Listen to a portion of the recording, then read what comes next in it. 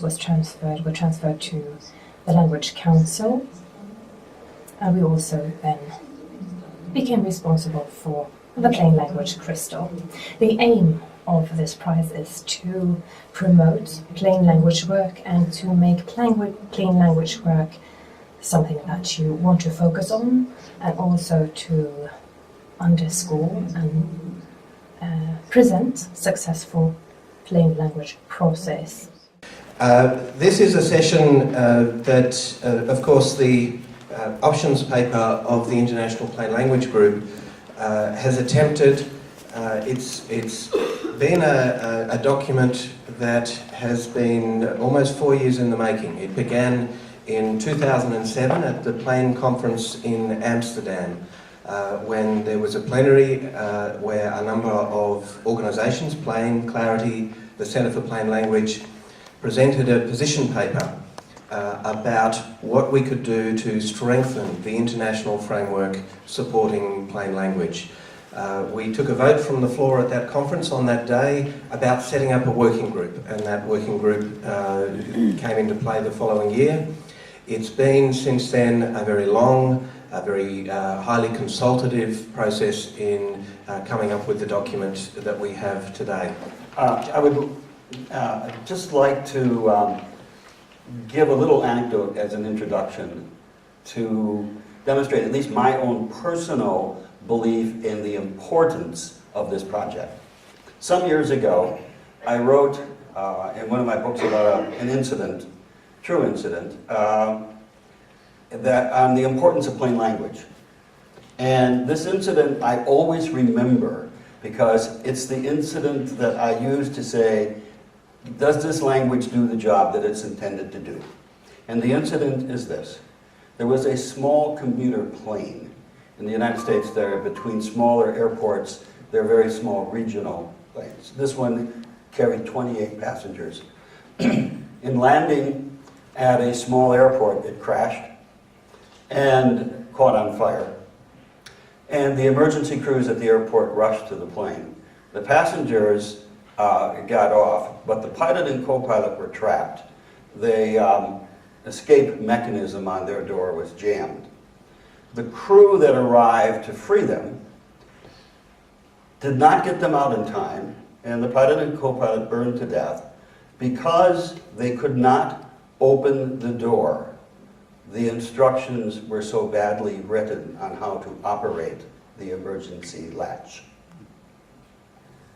People died because of bad language. And there are numerous incidents like that. And so, will this definition, or any definition that we have, ensure that the language that is written on the aircraft door will allow someone to open that door? And if you ever sit on the exit aisle on the plane, do as I do. Actually read the instructions and say, gee, if the plane is burning and it's filled with smoke and there's no light, can I open this door following these instructions?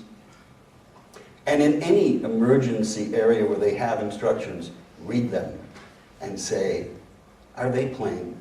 Do they allow me to do what I will have to do to save my life and perhaps the lives of others in an emergency situation? That's a yardstick for plain language. And I like to keep a concrete example like that before me. So I see this standards document as being extremely important in promoting this, because when we eventually adopt it, have no doubt about it, the general public will look to it.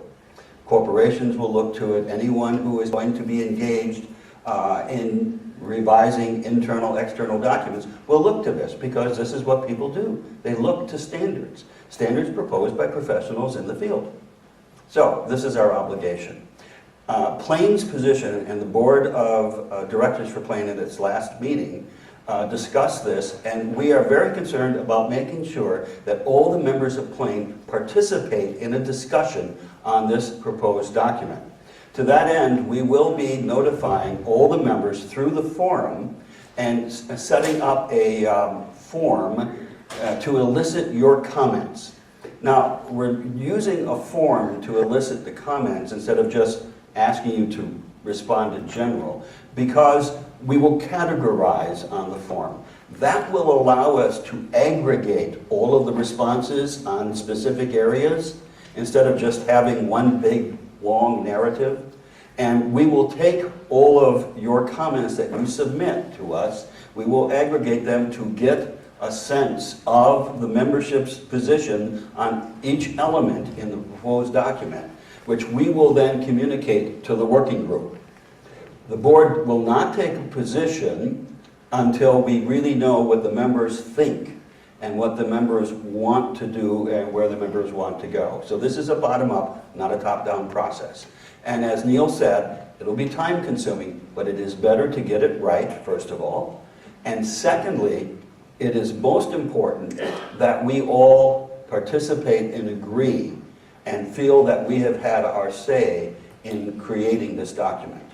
So, first of all, I want to thank the working group. Having participated in doing some of these documents on the government level, I can only sympathize with the efforts that you put in. But this is all part of the process. So please, if you're a member of PLEN, look for this. If you're not a member of PLEN, right out there you can join up instantly. They'll take your money and your information, and boy, you're a member of PLEN, and you'll be on the forum, and you too can submit your response to us.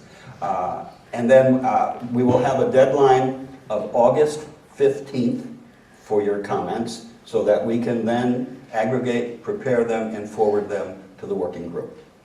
And then that will become PLEN's position by and from its members. Thank you. Thank you. Okay, the center's a smaller organization, so we have completed our process, and I can actually report our official positions on the papers, and I'll whip through these fairly rapidly. The definition, obviously, we agree that we should move forward with the definition that is similar to the one that was presented this morning. We think it needs to be mainly outcome-based, we think it needs to be audience-specific, and we think it needs to be language-neutral. So, little word tweaking, we don't care about that, but those are the basic principles we'd like to see taken forward, and then any kind of specific guidance that applies to a language would come underneath the general language-neutral definition. Standards. We do agree that this is possibly the most important part, and that we're a long way from it, and that standards need to be research-based, so that the standards and the research are tied together. You can't have one without the other. We do support, one little point that's been argued about a lot is whether testing a document should be part of the standard, and the center does believe that at least for documents that go to a lot of people, that to say that it meets a plain language standard, it needs to be tested with its intended audience in some way or another, and there's lots of ways to test. It doesn't have to be laborious or expensive. So we think that a lot of the standards part needs to wait on the research, and I'll skip over training for a moment and go to research. We agree that with the need to move ahead as quickly as possible to summarize existing research, and to do that before we undertake any new research projects, and that we should get that done as a prerequisite to establishing standards. And similarly for training. Training, we agree it's probably a good idea to survey people to see what skills they think they need. We have a little further suggestion that we might emphasize that we would like to hear about the areas that people have the most trouble with, so that we percolate to the top the difficult areas when we do that survey. So we certainly support moving ahead with some kind of survey as a basis for further movement on training. Advocacy, we agree that we should be advocating at a high level. We should be supporting local groups.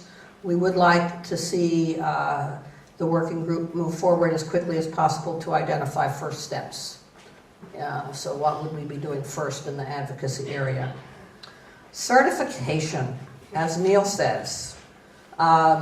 I think the center, it's going to be a long time before the center gets behind the certification concept because you need all those other things first.